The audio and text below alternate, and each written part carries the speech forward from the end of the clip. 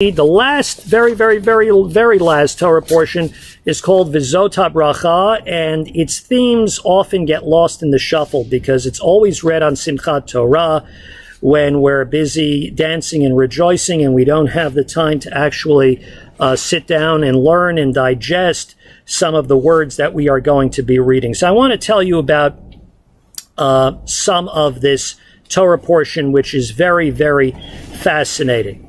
It is the account of Moses' death. And essentially, the Torah gives us a beautiful eulogy about Moses. He's described as Israel's greatest leader, and he enjoyed an intimate relationship with God. And then we are told that there will never be another prophet like Moses in the future. I'm going to read this from the Torah. It's at the very end of the Torah. And there are a couple of reasons for that. Moses was the only human being ever to actually see God physically, panim el panim, face to face, although what Moses did see was God's back. Never saw God's face, but God's back. But he was the only person also who was buried by God himself. God took it upon himself to bury Moses. Now, we don't actually know where Moses is buried. That's between God and Moses. That was their secret, and there are a number of reasons for it. The main reason being that Moses was a human being, and he was never to be worshipped. He was to be respected and revered, but never to be worshipped. We don't worship human beings. But reading this account, there is a simple question which any student of the Bible would be prompted to ask here. How can Moses be spoken of in such glowing terms if he made some serious errors in life and within the course of his leadership?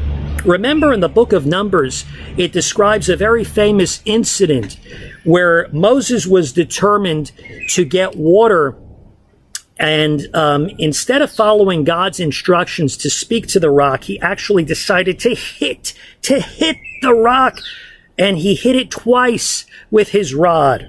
The water came gushing out.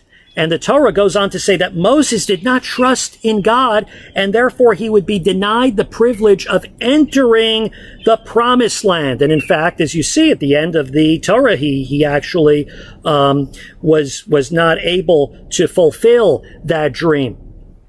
So the question is, so why is Moses spoken about with such great honor? Why is that? Why are we giving honor to him if he made some serious mistakes? The answer actually is found in Pirkei Avot, in Ethics of Our Fathers, and this is the answer that I would like to suggest.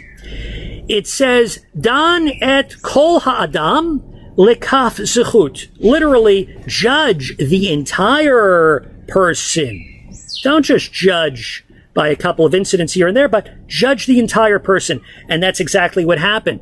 God ultimately judged Moses based on his entire record. And there's a very significant lesson intended here. We need to judge others the way we personally would want to be judged. We wouldn't want to be evaluated based on a couple of mistakes we made, or on that time we lost our temper, or perhaps said or did something we now regret. How would we like if someone would judge us by that one time, that one slip up? We wouldn't want that. If someone is genuinely a good and decent person, we need to evaluate that person based on his or her entire record. And we should not allow a legacy to be diminished based upon a slip up here and there, because ultimately no human being is perfect. So if God was able to judge Moses in this way, then we amateurs should certainly judge others favorably.